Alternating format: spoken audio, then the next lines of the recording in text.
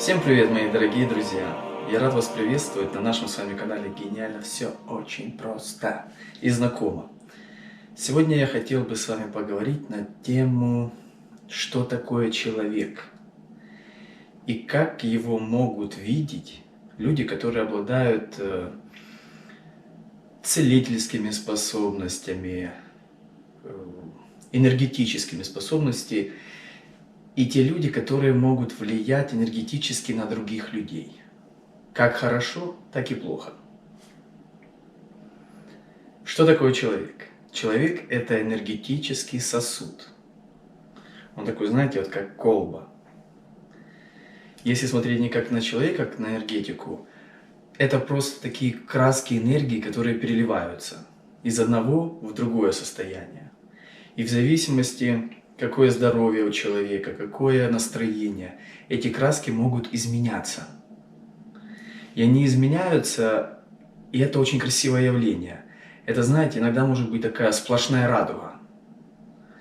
То есть цвета они могут меняться, они сливаются, переливаются.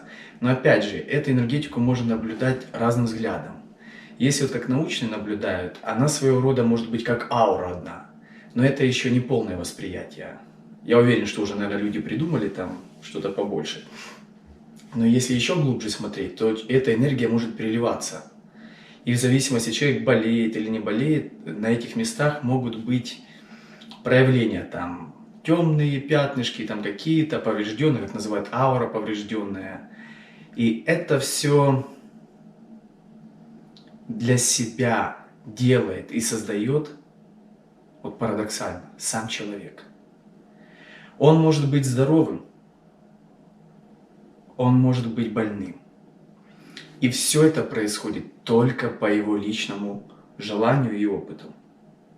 Никто его не заставляет быть больным. Никто его не заставляет быть слабым. Это его личный выбор, каждого из нас. Ответственность за свое физическое тело лежит на нас. И ни на ком больше. И вернемся к телу. И, как в древности говорили, у каждого в энергетическом поле есть инь и янь. Это говорят всякие даосские,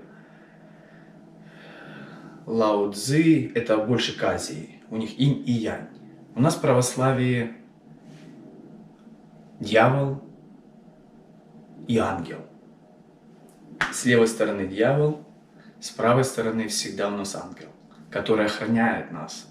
Один соблазняет, второй охраняет. Но будьте внимательны, где это находится. Это находится не там. Это находится здесь. Вот, например, в данный момент в Мише. Есть одна сторона, есть другая. И все зависит только от меня, кому я лично буду служить в этой жизни. Что значит служить? То, к чему я буду прислушиваться. К высокочастотным энергиям или к низкочастотным энергиям. Но мы должны всегда помнить, что это находится не там, где-то, искушение. Кто-то искушает кого-то, черное, белое. Ну, вы знаете эти все истории. И они очень все красивые, кстати. Но они все находятся здесь. С одной и с другой стороны. Это так мудрецы раньше учили. Детям с детства прививали, чтобы они понимали, что все находится в них самих. И по жизни, когда человек будет разбираться, он должен разбираться только сам в себе. Чего он желает, чего не желает. И вернемся к энергетике. Когда энергетический кокон, яйцо, энергетическая субстанция, аура, но это разные тела. То есть человек, когда умирает, он переходит в астральное тело. То есть физическое уходит, он переходит в астральное. То есть человек не может умереть как сущность. Такого невозможно. Потому что он сам себя не создавал и не может сам себя разрушить. Только его может разрушить тот, кто его создал. в физическом мире. И что касается этой энергии. Инь и янь, все находится во мне. Нам Творец дал возможность проявиться и отсоединиться от Него.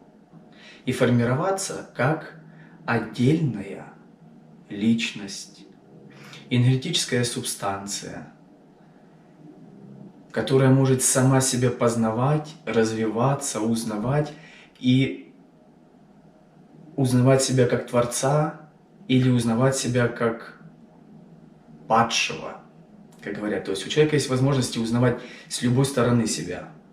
И это в его власти, и это и неплохо, и не хорошо. Это просто каждый делает свой выбор. Почему я всегда говорю, нет плохих людей и нет хороших. Просто каждый делает свой выбор. И это свобода выбора. Это нам прекрасно. Но что такое высокие частоты? Высокие частоты все входят в человека. И здесь у нас идет один большой канал. Энергия, которая дается, вот в эту, например, возьмем меня в пример, как оболочка, как Миша, как тело, теловище. Входит энергия Творца. Это как независимая субстанция. Энергии Творца входят, они дают мне жизнь. То есть они подпитывают душу, но это такой процесс глубокий, и мы только к нему приближаемся с научной точки зрения, там раскапывают, откапывают, но это уже давно все известно. Просто это все должны воплотить и объяснить с физической точки зрения. У меня такие руки делают, как этот какой-то Шаолинь. То есть человек должен это все объяснить и перевести в физический мир. Это такое задание на дом, так сказать. И когда человек в течение жизни выбирает низкочастотный, у него включается больший поток с левой стороны. То есть слева, вот у нас и звучит, да, вот слева идет мысли, левые мысли. Соответственно, они не приведут к нас к радости, они не приведут к нас к успеху. Хотя брешу, к успеху они могут привести, но только придется по трупам идти. Они приведут к успеху. Если слушать с левой стороны, то приведут, но это по трупам. А результат в конце будет один.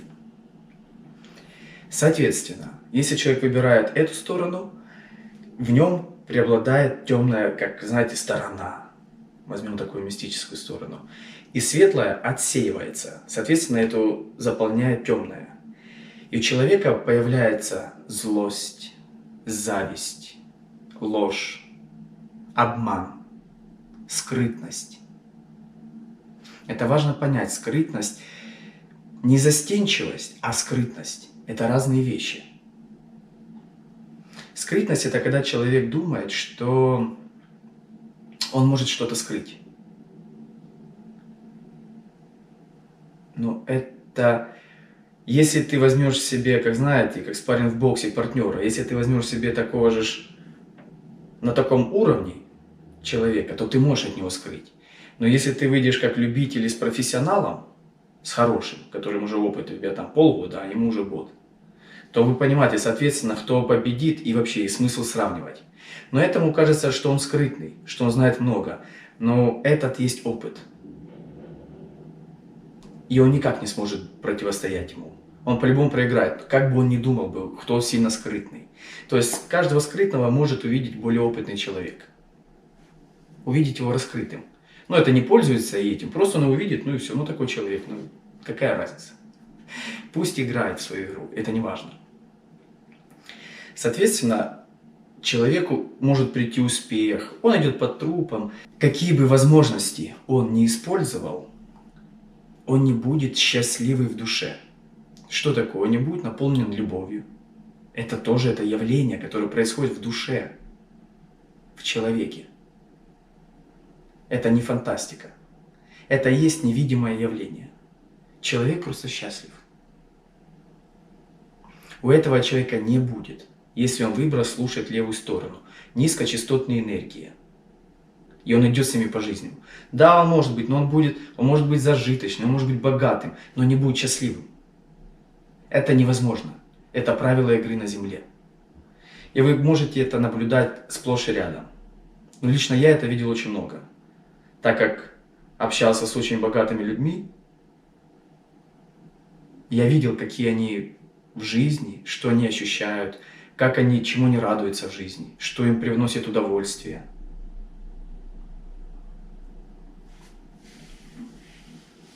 И это очень легко видеть в человеке. Те люди, которые используют больше энергии, которая поступает в ваш кокон с правой стороны, то есть высокочастотная энергия, эти люди, они начинают,